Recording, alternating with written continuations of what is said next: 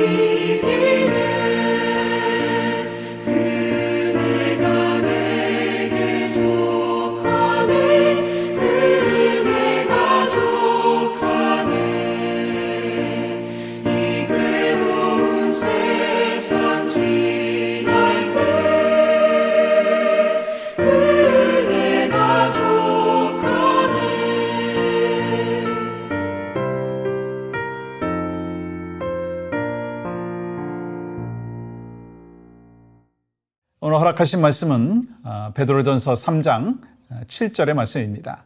남편들아 이와 같이 지식을 따라 너희 아내와 동거하고 그를 더 연약한 그릇이요 또 생명의 은혜를 함께 이어받을 자로 알아 귀히 여기라. 이는 너희 기도가 막히지 아니하게 하려 함이라. 아멘. 지난주 말씀을 나누면서 베드로전서 이 3장의 말씀을 함께 통해서 은혜를 나누고 있는데 그런 생각이 좀 문득 들었어요. 아내가 없는 그 남성들 또 남편이 또 없으신 또 여성분들, 아니 남편과 아내에게 이렇게 하라 저렇게 하라 라고 말씀을 하는데 그럼 난 어떻게 해야 되나요? 나하고는 상관없는 거 아닙니까? 라고 생각하실 수도 있겠다, 그런 생각이 들어요. 그렇지만 우리는 나만이 아니라 또 우리 자녀들이 어떻게 부부와의 관계 속에서 가정에서 사랑의 터치를 해야 되는가라고 하는 것을 알아야 합니다. 그래야지 또 가르칠 수 있고 또 좋은 본을 보일 수 있지 않겠습니까? 그런 의미에서 말씀드리는 거니까 또 잘 이해하시고 또 받아들여 주시기를 소망합니다. 지난주에 그 베드로전서 3장 1절부터 쭉 말씀을 나눴는데 이 아내에 대해서는 그 6구절에 걸쳐서 말씀을 하셨죠. 근데 오늘 본문은 남편에 대해서 말씀을 하는데 불과 한 절에 말씀을 기록하고 있어요. 그 이유가 무엇인가요? 아내가 가정에서 참으로 중요한 역할을 하기 때문인 것입니다. 또 중요한 이유는 이 초대교회 때는 뭐 요즘도 많이 그렇지만 예수님을 믿는 사람들 중에 남자보다 여자가 많았기 때문에 아내들에게 더 많은 가르침을 주고 있다는 거예요. 그런데 이 남편들에 대한 명령은요, 비록 한 절이지만 더 강력한 것을 보게 됩니다. 여러분 7절 전반절에 보시면 이렇게 기록합니다. 남편들아, 이와 같이 지식을 따라 너희 아내와 동거하고. 여러분, 지식을 따라 동거라고 하는 것은요, 남편이 아내를 바로 이해하고 함께 사는 것이 얼마나 중요한지 말씀하는 거예요. 그러므로 학문적인 지식으로 이해하는 것이 아니라 마음의 상태를 알고 영적인 상태를 아는 것입니다. 그게 필요하다고 하는 거예요. 요즘 걱정거리가 뭐가 있는지, 왜 요즘에 아내가 또 우울해하고 있는지 그걸 알아야 된다는 거예요. 여러분, 아내를 알기 위해서는 어떻게 해야 합니까? 노력해야 돼요. 또 어떻게 해야 돼요? 대화가 필요합니다. 아내의 말을 많이 들어줘야 된다는 거예요. 귀를 기울여줘야 한다는 거예요. 아내들은 이런 남편을 원하는 거예요. 성공과 돈이 많아가지고 그것을 나한테 가져다주는 남편, 싫어하는 사람은 없지만 그런 남편보다 자신을 이해해주고 사랑으로 품어주는 남편을 원합니다. 그러므로 귀를 기울여야 한다는 거예요. 그래야 아내가 행복합니다. 여러분, 경상도 남자 3마디 아시죠? 아는, 밥 먹자, 자자. 여러분, 왜 이런 말이 나왔겠어요? 이것은 성경적인 삶이 아닙니다. 고쳐야 돼요. 날마다 설거지 안 해줘도 괜찮습니다. 가끔 한마디 해주는 거예요. 여보, 힘들지?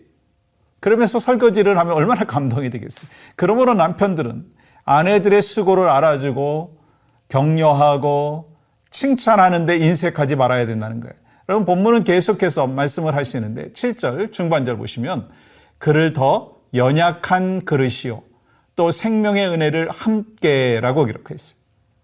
이 남자는 이 아내의 영적인 상태, 감정을 이해해야 될 뿐만 아니라 여성은 더 연약한 그릇이라고 하는 것을 알아야 한다는 거예요.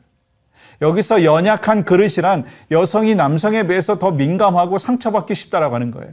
여러분, 질이 좋지 않은 것은요, 잘 깨지지 않습니다. 근데 귀한 그릇은요, 잘 깨지더라고요.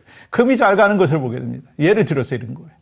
개박 그릇 같은 것은요, 쉽게 깨지지 않습니다. 그런데 비싼 도자기는요, 잘못 건드리면 금방 금이 가고요. 한번 금이 가면 가치가 훅 떨어지는 거예요. 마찬가지예요.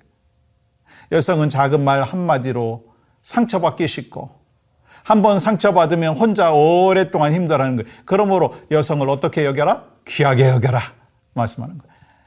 또 마지막으로 7절 하반절 보시면 또 생명의 은혜를 함께 이어받을 자로 알아 귀히 여기라. 이는 너희 기도가 막히지 아니하게 하려 함이라.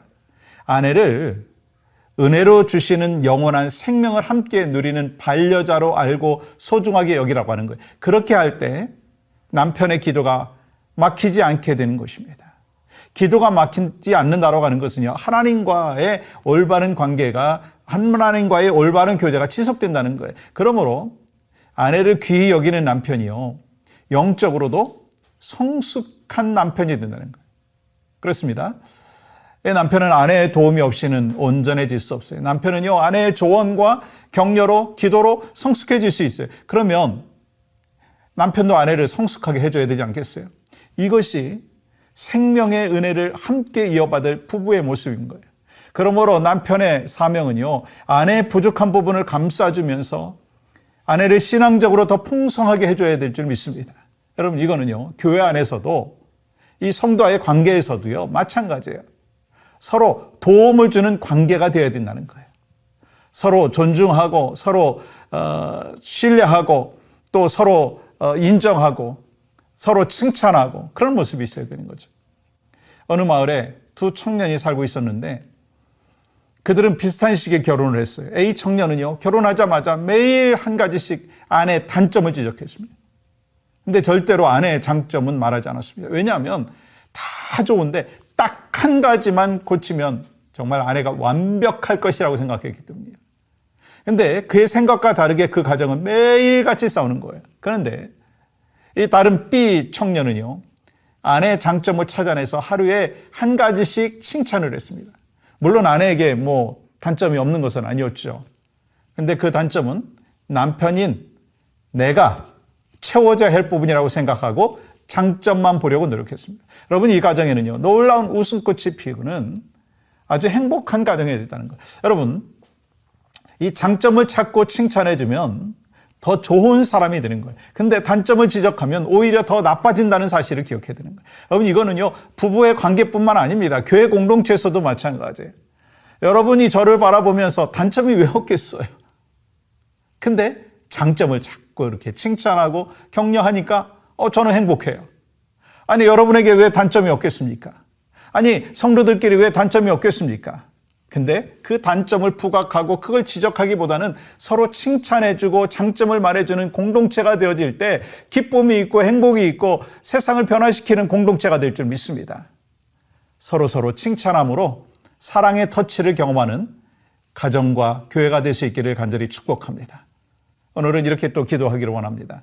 각 가정의 아버지가 영적인 제사장의 역할을 잘 감당할 수 있도록 성령님께서 변화시켜 주시옵소서.